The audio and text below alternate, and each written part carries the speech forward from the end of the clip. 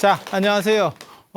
부타로드 지금 경덕왕 이야기 어떻게 보면 통일신라에서 상대, 중대, 하대로 나오면 신라를 상대, 중대, 하대로 나누면 통일신라가 시작되면서부터 중대신라가 된 거고, 그리고 이 경덕왕을 끝으로 해서 경덕왕 아들이 이제 해공왕이거든요. 해공왕을 끝으로 해서 중대신라가 끝나고, 그 다음에 이제 하대신라가 이루어지는, 하대신라는 사실 혼란기입니다. 여러 가지 혼란들이 있고, 그 다음에 가장 큰 문제는 재위기간들이 굉장히 짧아요. 그거는 원래 그렇게 짧은지, 안 그러면 훅 갔는지, 뭐 여러 가지 생각들을 해볼 수가 있는 거죠. 그래서 이제 혼란기로 넘어가는 그러한 흐름 속에 있다. 그러니까는 안정되고 발전한 마지막 왕이라고 보시면 돼요. 해공왕은 이제 가는 왕이거든요. 가는 왕. 그래서 그 이야기들을 해드리도록 하겠습니다. 그래서 충담사 이야기 지난 시간에 잠깐 했는데, 이 경덕왕 때 이제 충담사가 나오는 거예요. 충담사가. 그래서 3월 3일 날, 3월 3일, 9월 9일 이야기가 나와요. 3월 3일, 9월 9일 이야기가 나오는데, 3월 3일 날 이 경덕왕이 귀정문, 이거 이름이 되게 좋은 것 같아. 올바름으로 돌아가는 문이 있었는데, 그 누각 위에 올라가서 신하들에게 그렇게 얘기했다는 거예요. 지나가는 괜찮은 스님을 한번 모셔와라. 랜덤으로. 랜덤으로. 이거 굉장히 재밌어. 근데 이게 제망매가 이야기, 그 월명사에서도 비슷한 이야기가 나와. 비슷한 이야기가 나와. 그래서 지나가는 스님을 랜덤으로, 이게 어떻게 보면 약간 인연 있는 뭐 이런 거랑 관련되는 거예요, 이게. 이렇게 해서 모셔와라 이랬더니 멀끔하고 위 있는 스님을 모셔왔대. 그랬더니 경덕왕이 내가 원하는 스님이 아니다. 그렇게 얘기하더래. 그럼 지가 찾든가. 취향은 정해져 있고, 그러니까 뭐가 똑같은 거냐면 결혼할래 이랬더니 뭐 괜찮으면 할 수 있다 이래놓고 소개를 시켰더니 이건 내 취향이 아니다. 이게 뭐야? 그러면 지가 찾든가. 그렇게 해서 다른 사람을 찾아와라 이랬더니 약간 이렇게 충담사가 뭐라고 대답을 하냐면, 제가 3월 3일하고 9월 9일에 이게 이렇게 나오는 거거든요. 3월 3일을 예전에는 중구라고 그래요. 3이 겹쳤다 그래서 3이 중첩됐다. 9가 중첩됐다. 3월 3일하고 9월 9일에 제가 사마령에 모셔져 있는 미륵부처님에게 차공향을 올립니다. 그렇게 해서 차공향을 올리고 지금 가는 중입니다. 그러니까 옷도 약간 이렇게 누추하고, 그 다음에 앵통이라고 하는데 삼태기 뭐 이런 거예요. 거기에다가 차도구가 있었던 거예요. 차도구. 그래서 차공향을 올립니다. 이렇게. 요즘 다도하시는 분들도 그런 분들이 있거든요. 저도 중국이나 이런 성지순례를 가면 다도하시는 분들 중에서 내가 그 부처님, 우리가 이렇게 가보기로 되어 있는 그 부처님한테 차공향을 올리려고 그래서 막 이렇게 바리바리 싸우는 경우들이 있어요. 그래서 그거 한번 다 이렇게 올리고 싶은 거야. 그런 부처님이 이게 뭐 찝쭈구리한 맛인가 이렇게 그렇게 생각을 안 했겠지. 근데 확실한 건 부처님은 차를 드셔본 적은 없어요. 그래서 새로운 음료과는 맞아. 그래서 이 이야기를 보면 이제 두 가지를 느낄 수 있어요. 하나는 뭐냐면 3월 3일에 지금 시점 자체가 3월 3일이거든요. 그리고 충담사는 3월 3일과 9월 9일에 차공향을 올린대. 3월 3일이면 삼진날이잖아요. 그래? 그죠? 그다음 9월 9일은 이걸 중양절이라고 합니다. 그래서 제가 그런 얘기 해드렸잖아요. 우리 전통 명절은 전부 다 홀수 명절이다. 그래서 1월 1일, 33, 55, 55는 단오. 5는 단오는 중간이라는 뜻이에요. 그래서 양기가 충만하고 중간이다. 거기 오자가 자오축선 할 때 자오 이렇게 자오축선 할 때 이 오예요. 그래서 단오. 그래서 남쪽 양기가 충만하다. 그 다음에 77, 칠석, 그 다음에 99거든요. 99가 왜 사라졌는지는 저도 정확하게 잘 모르겠어. 근데 우리나라에서 저 구구절이 사라졌어. 구구절이. 저 굉장히 중요한 명절이에요. 왜냐하면 주역에서 음은 6으로 체크를 하고 숫자로만 하면 음은 6이고 그 다음에 양은 9예요. 그래서 구가 되면 양이 중첩됐다 그래서 중양이라 그러는 거예요. 중양. 중구라고도 하고 중양이라고도 해요. 양기가 이렇게 중첩됐다 그래서 중양. 그래서 중양절이라고도 하는데 그냥 구구절이라고도 하고, 참고로 말씀드리면 십십절은 없습니다. 십십절은 없어. 십십절은 신의 혁명을 기념하면서 중국에서 새로 만들어낸 거예요. 전통적인 명절 아닙니다. 중국에 지금 제일 큰 명절 중에 하나가 저 쌍십절이라고 합니다. 그냥 왜 쌍십인지는 알겠지. 발음이 약간 불경스러울 수도 있는데 십이 겹쳤다 그래서 쌍십절 이렇게 표현하는데, 그거는 신의 혁명, 손문이 신의 혁명을 일으킨 게 10월 11일에서 그걸 기념하는, 어떻게 보면 건국기념일 아니면 민족 해방일 뭐 이런 식 개념이라고 보시면 돼요. 그래서 전통적인 명절은 절대 아니에요. 그래서 모두 홀수만 전통적인 명절인 거고, 그리고 9월 9일이 양기가 충만하기 때문에 이때 뭘 하는 거냐면 천도하죠. 귀신을 올려만 놓으면 바로 올라간대. 양기가 충만해서. 고기압이야, 고기압. 그래서 그냥 막 다 빨아 올린다는 거예요.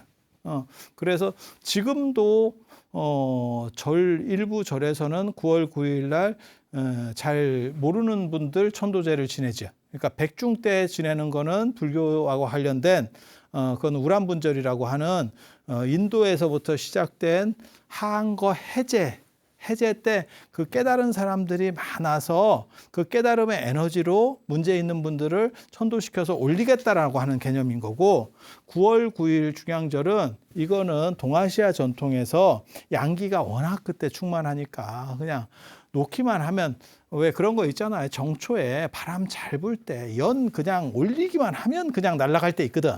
그런 생각을 하시면 돼요. 그래서 천도가 두 종류의 유주무주 천도는 두 종류의 문화가 있었던 거야. 하나는 불교적인 백중이라고 하는 게 있고, 하나는 중국 전통적인 동아시아 전통적인 9월 9일 중양절이 있었어요. 그런데 어느 날 이 중양절은 사라졌어요. 그런데 이렇게 보면 충담사가 있을 때는 중양절 상당히 있었구나. 3월 삼진날과 더불어서 3삼은 9잖아. 왜 삼진날과 중양절을 했는지는 알겠지. 이 사람이 지금 삼해문화하고 관련된 어떠한 특징을 보이고 있는 거예요. 제가 그 얘기 해드렸잖아요. 단군신화를 보면 삼진법체가 나온다. 그래서 삼위퇴백을 보고 환웅, 환인, 환웅 3이라는 게 나오고 360가지를 주관을 하고 풍백우사, 운사라고 하는 3명이 나오게 되고 뭐 이런 식으로 다 그 다음에 곰과 호랑이를 3, 7일 동안 다 삼진법체가 나오고 있다. 라는 얘기를 해드렸는데, 여기서도 지금 3에서 9로 넘어가고 있는 거예요.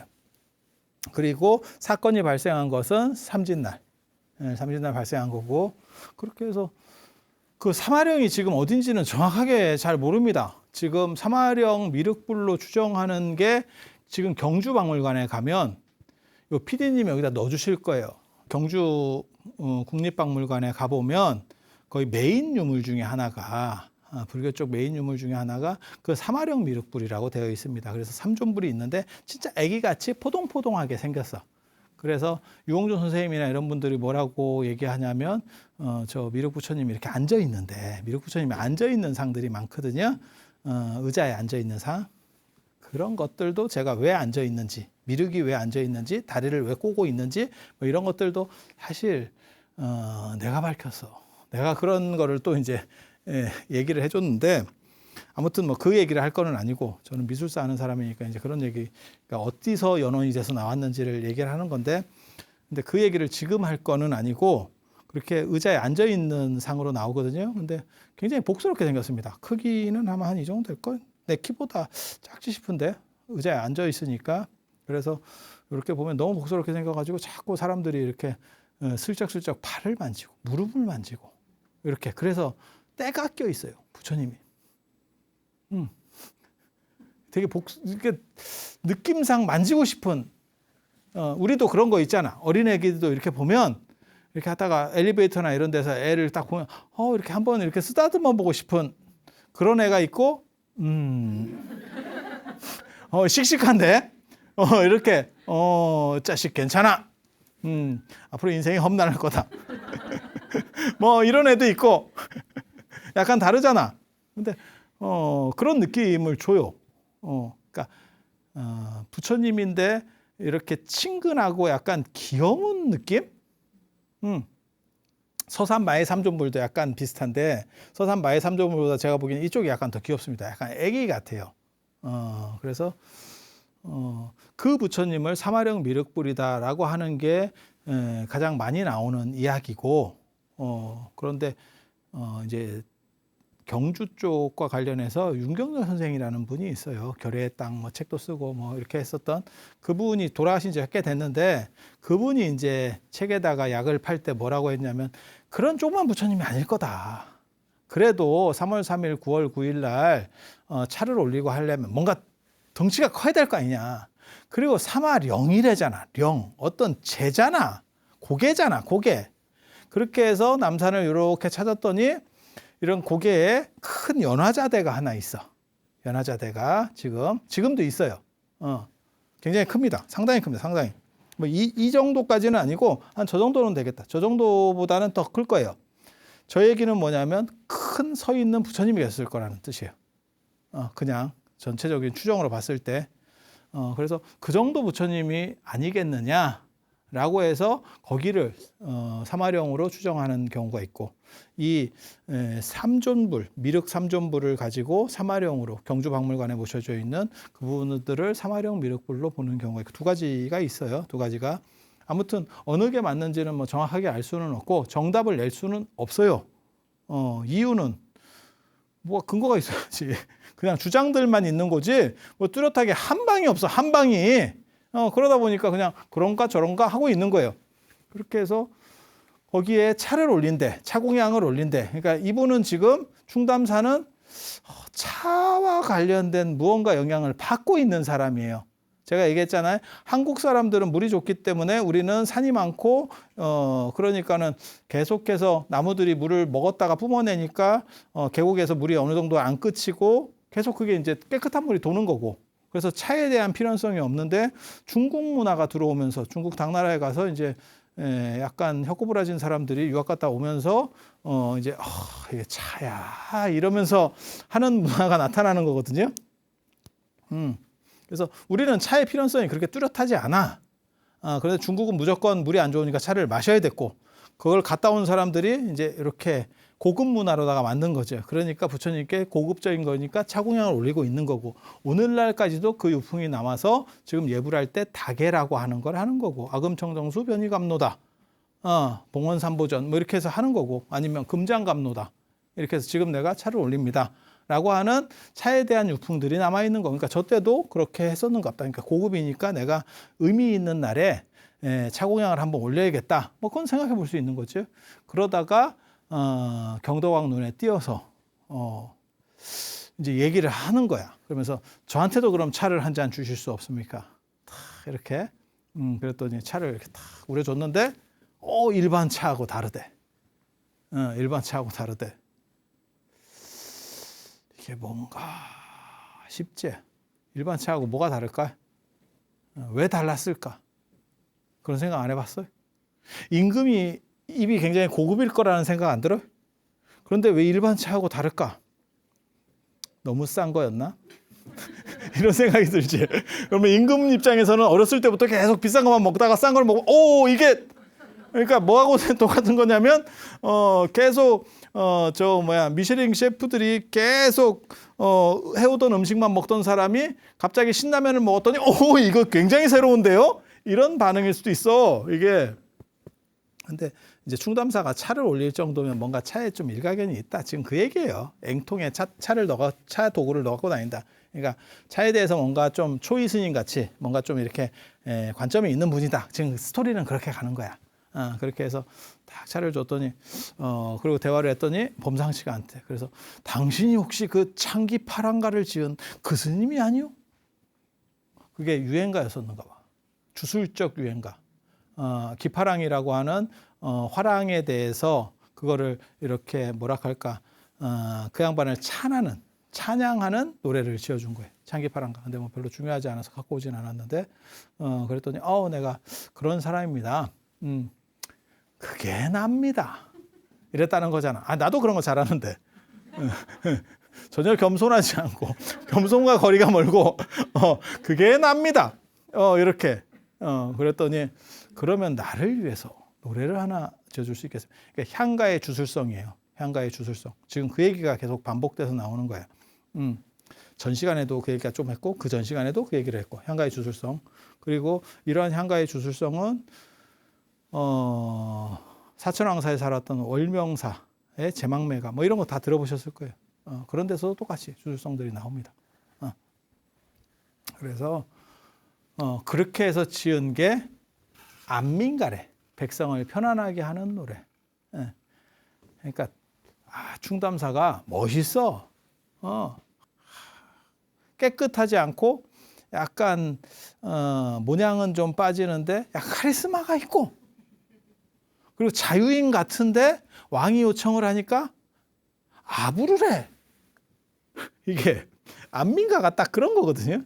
안민가는 백성이 참 편안하고 잘 다스려져요. 이런 또 이게 낄 때 끼고 뺄 때 빼는 뭐 어떤 밀당의 고수인가? 이렇게 그렇게 해서 안민가를 보면 되게 재밌어요. 전 처음 봤을 때 되게 웃겼거든요. 임금은 아버지고 백성은 아이고 그렇게 해서 사랑으로서 뭘 이렇게 잘 보호해준다. 그런데 맨 마지막 구절에 임금답게 신하답게 백성답게 하면 나라는 태평하리라. 야 군군 자자 부부 신신 쉽게 말해서 임금은 임금답고 신하는 신하답고 아버지는 아버지답고 자식은 자식답고 논어에 나오는 말입니다.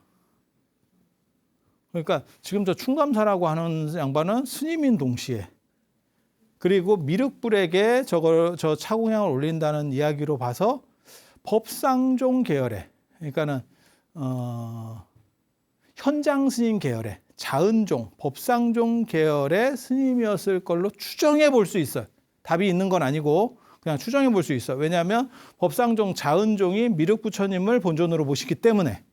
그러니까 법주사, 금산사 생각하시면 돼요. 그런 식으로 그러니까 육아법상종이라고 하는데 그런 정도로 추정은 되는데 스님인데 향가를 지어. 그거는 무속적이라는 얘기예요. 무속적 속성이 있다는 얘기예요. 향가를 지어. 그리고 무속적 주술성을 내포하고 있는 사람이에요. 그런데 또 안민가를 지을 때는 유교적인 색깔이 나와. 그러니까 유교, 무속, 불교가 통합된 어떠한 이 불교를 중심으로 무속과 불교를 통합하는 이러한 구조들이 보이고 있는 거예요. 그래서 이 충감사 좀 재밌는 사람입니다. 그렇게 해서 또 뭐라고 얘기하냐면 그걸 보고 감동을 받은 거예요. 그래서 왕사에 책봉하려고 임금이 절을 2번을 했대. 그러고 나서 책봉하려고 했더니 됐습니다. 이러면서 싹 하고 갔대. 이게 뭔가 싶지? 왜? 안민가는 약간 뻐꾸기 날리는 그런 과의 노래인데 지금 스토리로 봤을 때는 임금이 요청을 하니까 용비 요청과 같은 거 하나를 딱 띄워준 거야. 찬탄을 한번 해주고 임금이 그러면 왕사라도 딱 이랬더니 그건 아니고 나는 자유인입니다. 그래서 더 멋있는 거예요. 임금 입장에서는 그게 머리에 남는 거지. 그런데 그냥 봤을 때는 일관성이 있는 사람 같지는 않은데 이건 도대체 뭘까에 대해서 그냥 생각해보는 그래서 그게 경덕왕 때. 그러니까 경덕왕 때는 지난 시간에 불국사 얘기도 했지만 뭔가를 통합해서 하나로 아우르려고 하는 이러한 속성들이 계속 보여요. 지금 현 시점에서 가장 맞는 게 이런 경덕왕 때 보이는 여러 종교들이 화합하고 이렇게 합치되는 것 같은 경덕왕 때 발전할 수 있었던 것도 사실은 그런 부분들이 커버가 되면서 그러니까 기존에 있었던 백제 세력이나 고구려 세력들을 이제는 다 그만하자. 한 100년 지났는데 그만하자는 차원에서 전부 끌어안고 가고 그리고 종교적으로 차이 있는 것들 그러니까 뭐 유교적인 것, 도교적인 것 여기 지금 도덕경 지난 시간에 도덕경 얘기가 나왔고 지금은 요번에는 지금 유교적인 부분들이 논어 얘기가 지금 좀 나오고 있고 그리고 무속적인 부분 삼산오화계 신들이 뭐 내려와서 어쩌자는 동 이런 것들을 아우르는 어떠한 불교의 모습을 통해서 국가를 재건하는 거지. 그러니까 한 단계 더 끌어올리는 거지. 재흥시키는 거지. 그래서 그걸 경덕왕이 성공을 했는데 마지막에 헛발질을 하네. 야, 이게 참 그런 분들이 가끔 있어요. 잘했어. 근데 마지막에 헛발질을 해. 그래서 마지막에 이 경덕왕이 이제 잘못한 게 아들이 없어서 지금 왕비를 패하고 만월 부인을 들였어.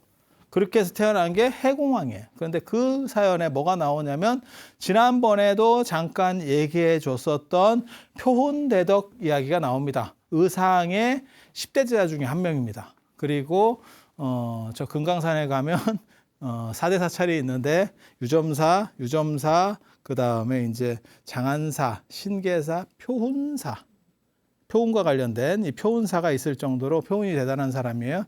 그 다음에 불국사 처음 창건했을 때 김대성에 의해서 불국사가 창건, 그다음 국가가 완성하긴 했지만 그렇게 해서 신림과 표훈이 주석을 했다라고 하는 기록도 있어요. 그래서 표훈이 굉장히 중요한 의상계 화엄종의 어떻게 보면 메인 간판이에요. 그리고 이 양반은 하늘에 이렇게 왔다 갔다 해요. 신들의 세계를 왔다 갔다 한다고. 그리고 그 얘기가 의상에게서도 나오죠. 전후소장 사리조, 삼국유사 전후소장 사리조에 보면 의상이 유학 갔을 때, 의상이 중국 당나라 종남산에 유학 갔을 때, 종남산에 유학을 갔을 때 이때 도선 스님을 만나는데, 도선율사를 만나는데, 남산율종의 도선입니다. 남산 사분율종이에요. 좀 더 정확하게 하면 사분율종의 도선 스님을 만나는데 이 양반이 천공을 받았잖아. 제가 전에 얘기해드렸어요. 중국사 얘기할 때, 중국불교 얘기할 때. 그래서 하늘에서 이 양반은 하늘로 올라가는 재주는 없고 하늘에서 공경해서 계속 음식을 내려주는 거지. 그게 의상과 관련된 거거든요. 그런데 의상 제자인 표훈 때가 되면 표훈은 올라갑니다. 어떤 게 더 높은 것 같아? 택배로 내려주는 게 더 높은 거예요. 내가 올라가서 뭘 한다거나 이거는 약간 떨어지는 겁니다. 그러니까 무슨 얘기냐면 우리가 약속을 잡았는데 나는 서울에 살고 저 사람은 뭐 대전에 살아. 그러면 내가 대전으로 가면 내가 떨어지는 겁니다. 뭔 얘기인지 알아들으시겠어요? 센 사람한테 맞춘다니까 대부분. 약속 시간도 그렇게 잡잖아. 그러니까 비슷한 친구들 말고 꼭 저 사람을 만나야 되고 센 사람이야. 그러면 시간이 언제가 괜찮으세요? 이렇게 해서 내가 대충 맞추지. 쩌리가 맞추지. 그래서 간다라고 하는 게 더 대단한 게 아니에요. 사실은 오는 게 제가 보기에는 더 대단한 거라. 그렇게 해서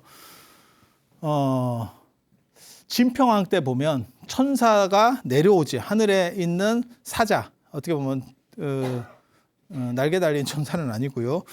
이렇게 해서 내려와서 이렇게 존중을 표하는 게 나오지. 그런데 여기는 올라가는 거예요. 그러니까 약간 격은 약간 떨어진다라고 생각하면 되고 하늘에 저렇게 왔다 갔다 했대. 하늘이라고 말하는 거는 제석천입니다. 그래서 제석천 신앙이 진평왕 때만 존재했던 게 아니고 계속 내려오고 있었구나라는 걸 알 수 있어요. 이 제석천이 석재환인이라고 하잖아요.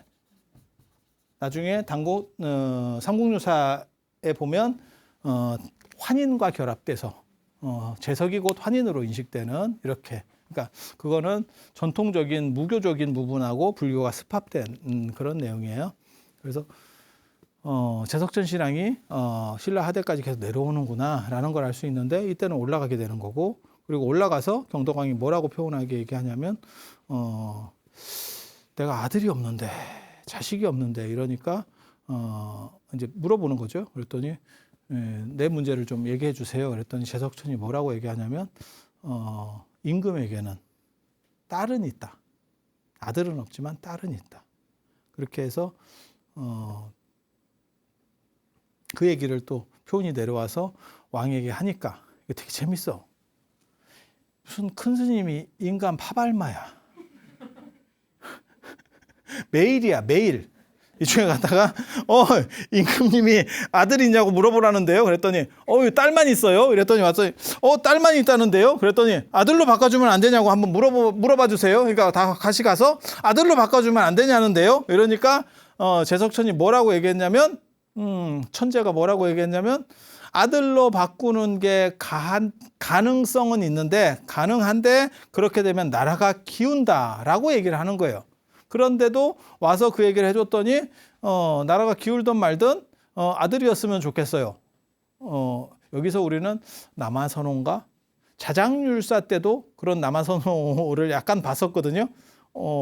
제가 그래서 굉장히 특이한 남아선호가 신라에 존재한다. 그런 얘기 했었잖아요. 그러니까 남아선호인데 대를 이을 필요는 없고, 그러니까 전부 출가시키는 거죠. 명랑 때도 그렇고, 명랑 엄마, 법승랑도 자기 아들도 전부 출가시키고, 그 다음에,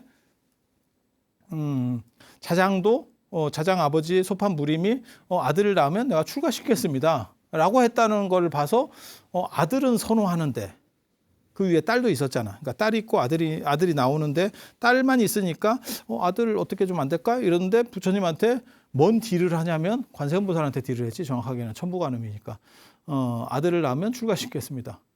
그러면 대를 잇기 위한 거는 아닌데 아들은 선호하는구나. 조선시대 때는 대를 잇기 위해서 아들을 선호한 거고 약간 개념이 다르구나라는 거를 판단해 볼 수 있어. 그렇게 해서 아들로 바꿔주세요. 이 얘기는 뭐냐면 경덕왕 때 정치가 잘 돼서 그런 거예요. 나라가 안정되고 잘 발전을 하니까 이게 뭐 어떤 문제가 있냐면 그래봐야 무너져봐야 뭐 대단할 게 있겠어. 지금 이렇게 우리가 잘 나가는데 이런 생각을 했는데 한 방에 무너졌지. 이게 한 방에 무너졌지. 그래서 그런 문제가 벌어져요. 그러면서 뭐라고 천재가 얘기하냐면 재석천이 얘기하냐면 표운에게 표운대덕에게 뭐라고 했냐면 그러면 나라가 위태로워도 괜찮으면 딜을 하는 거예요. 그러면 나라를 골로 보내는 식으로 어쩔 수 없이 그렇게 가는 거고 그 다음에 아들을 낳게 해주겠다. 그게 해공왕입니다. 해공왕. 그리고 나서 더 이상 하늘에 올라오지 마라. 인간사의 일을 자꾸 신들의 일을 쉽게 말해서 천상의 일을 인간이 간섭하는 것은 올바르지 않다. 그러니까 더 이상 올라오지 마라. 막았다는 거예요. 이거 굉장히 대단한 구절입니다. 왜? 큰 스님이면 재석천을 부려야 되는데 이제 그만 오세요. 정신 사나우니까 이제 그만 지금 이런 얘기거든. 그러니까 아까 제가 얘기했잖아. 위에서 존경을 해서 내려주는 게 더 높은 거고 격이 높은 거고 올라가는 거는 떨어지는 거고 이제는 그나마 더 떨어져서 막혔다는 거예요. 이 얘기는 뭐냐? 저게 이제 화엄종이거든요. 지금 표운을 대표하는 거는 화엄종입니다. 그래서 화엄종의 교종이 뭔가 문제가 있다. 물론 뭐 당연히 저때 선종은 아직 들어오기 전입니다. 선종은 들어오기 전이에요. 그리고 법상종 이야기는 충담사를 통해서 같은 시절에 경덕왕 때 이게 미륵세존에게 올렸다는 걸로 봐서 법상종 계열의 어떤 흐름도 있구나. 그런데 화엄종 계열에서는 뭔가 큰 변동수가 있는갑다. 뭔가 큰 변동수가 그러니까 여기서 천재를 단순히 하느님이나 재석천으로 보지 않고 왕으로도 볼 수 있거든. 왕으로도 볼 수 있거든. 그러면 정치 권력과 화엄종의 어떤 충돌이 있었나? 라는 생각도 해볼 수 있어요. 그리고 불국사를 만들고 처음에 표운하고 신림, 그러니까 의상대사의 다 10대 대사 중에 하나예요. 그분들이 들어가서 주지를 하는 대목이 나오고 불국사가 화엄불국사입니다. 그러면 뭔가 왕권과에 계속해서 연대들이 있는 거 아닙니까? 그런데 재밌게도 불국사가 완공됐을 때는 경덕왕 때가 아니고 해공왕 때입니다. 해공왕 때입니다. 그래서 정치 권력적으로 경덕왕 말년에 뭔가 화엄종과의 관계들에서 문제가 존재할 수 있고 다시 해공왕 때 풀렸을 수도 있어요. 그래서 그런 것들을 추정해 볼 수 있는 대목 정도는 됩니다. 그런데 막상 해공왕이 태어났는데 자식이 없으니까 이게 늦자식인가 봐. 왜? 아버지가 재위기간이 굉장히 긴데도 불구하고 이게 지금 24년이나 재위를 했잖아. 그럼 굉장히 긴 겁니다. 왜? 옛날 사람들은 한 50대면 죽으니까 재위기간만 한 25년 정도 했으면 지금도 어디 회장을 25년을 했어요. 그럼 대단한 거지. 지금같이 오래 사는 시절에도. 그렇지 않아요? 그래서 그렇게 생각하면 굉장히 좀 나이가 많은 분이다라는 정도는 추정을 해볼 수 있는데도 자기가 죽었을 때 해공왕 자기 아들이 8살에 보위에 오르거든. 그럼 진짜 늦자식인 거야. 진짜 귀하게 얻기는 귀하게 얻었는가 봐. 그렇죠. 그냥 계산했을 때. 왜 그런 거 있잖아. 애가 초등학교 가면 환갑이에요. 뭐 이런 사람들 있잖아. 주변에 있어. 여자는 불가능한데 남자는 가능해요. 여자들도 그런 거 있잖아. 늦게 시집 가가지고 애 대학 가면 환갑이에요. 그냥 계산했더니 인생이 이런 건가? 하고 엄마랑 같이 왔더니 너 할머니랑 왔지. 우리 어렸을 때 그런 거 있었는데. 그래서 그런 식이었던 것 같아. 아무튼 8살의 해공왕은 보위에 오르게 되고 그게 780년이에요. 780년. 그런데 어렸을 때부터 뭐 비단 주머니 같은 걸 좋아하고 여성적이었대. 저런 기록을 읽으면서 난가 싶기도 하고. 제가 개인적으로 뭐 이렇게 염주 같은 거 차고 이런 거 되게 좋아하거든요. 난가? 있긴 있어. 그런데 성격 자체가 너무 여성적이야. 제가 성격이 여성적인 건 아닌데 사실 이런 걸 차고 다니는 건 아는데 성격은 제가 제일 많이 쓰는 말 중에 하나가 보살님들이 옆에 오면 저리 가. 이런 표현 잘 쓰는데 우리 그렇게 여성적이고 다정다감한 것 같진 않은데 내가 그러면 인생이 참 살기가 편했을 것 같은데 그래서 근데 그렇게 패륜적이거나 그러지 않아요. 나 국어 전공자야. 오늘 제가 이거 녹화 오기 전에 저 동대 총장 취임식에 갔다 왔는데 제 지도 교수님이 이번에 총장이 됐거든요. 국어 전공자예요. 그 어른이. 내가 그 어른 지도 제자야. 나 국어. 그래서 이게 이렇게 말을 좀 세게 하는 게 재미있자고 하는 거지. 내가 속마음이 그런 게 아니에요. 여러분들. 속마음은 제가 얼마나 이렇게 여러분들을 존경하고 그렇게 가득 찼잖아. 그게 안 보여요? 이게 안 보이면 업장이 두터운 거예요. 이게 이렇게 막 뻗쳐 올라가. 나는 그게 느껴지는데. 제가 여러분들에게 그걸 전달을 못했다면 아직 제가 극진하지 못해서 그래요. 이렇게 겸손하잖아. 자, 그래서 그렇다 보니까 이게 되게 재밌는 거예요.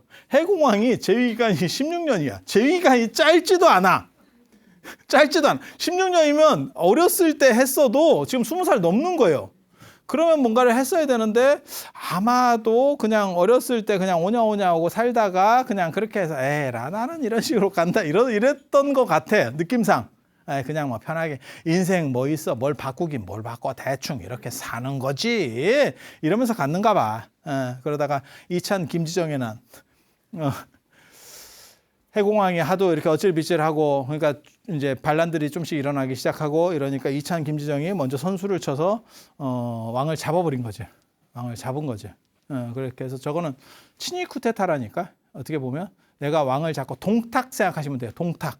동탁이 한나라 황제를 잡고 후한의 황제를 잡고 이제 내가 호가호위 하려고 한 거지. 호가호위 하려고. 그러니까 왕을 죽이려고 하는 건 아니야. 내가 정권의 실세가 되려고 쿠데타를 일으킨 거야. 그런데 지난번에 잠깐 얘기했어요. 김양상과 김경신이 합동으로 반란을 일으켜서 이찬 김지정을 죽이고 해공왕 내외도 같이 죽입니다. 그러면서 내가 왕 이렇게 선덕왕이에요. 그래서 36대 해공왕, 37대 선덕왕, 38대 선덕여왕 아니고요. 선덕왕. 그 다음에 38대 원성왕. 원성왕이 그 괴릉의 주인공입니다. 경주 그 괴릉. 그 무인상 그 서역 사람 같이 생긴 무인상 그다음에 사자 이렇게 있는 그 괴릉 아주 멋진 무덤이에요. 어떻게 보면. 그래서 연못 위에다가 시체를 걸었다 그래서 괴릉이에요. 관을 연못 위에다가 이렇게 띄어서 걸었다 그래서 괴릉. 걸개자를 써서 괴릉이에요.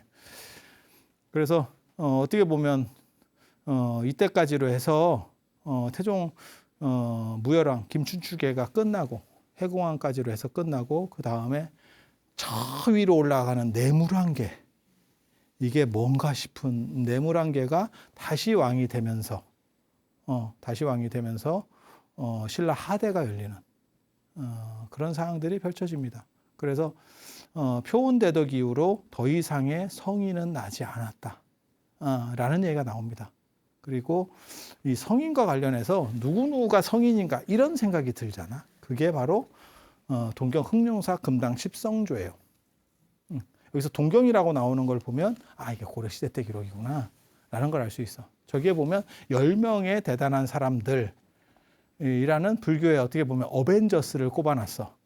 근데 거기에 보면 표운이 나와. 그래서 더 이상의 성인은 안 나왔다. 그러니까 불교도 어떻게 보면 맥이 끊어졌다. 여기서 말하는 불교는 교종입니다. 왜? 선종은 이제부터 시작이다. 선종은 좀 이따가 시작이다. 아직 등장도 안 했어, 선종은. 그래서 성인이라고 하는 거는 교종에서의 더 이상의 사람들은 인물다운 사람이 없어졌다. 그러니까 맥이 쇠퇴했다라고 하는 거예요. 다음 시간에 흥륜사의 도대체 10명, 저 어벤져스,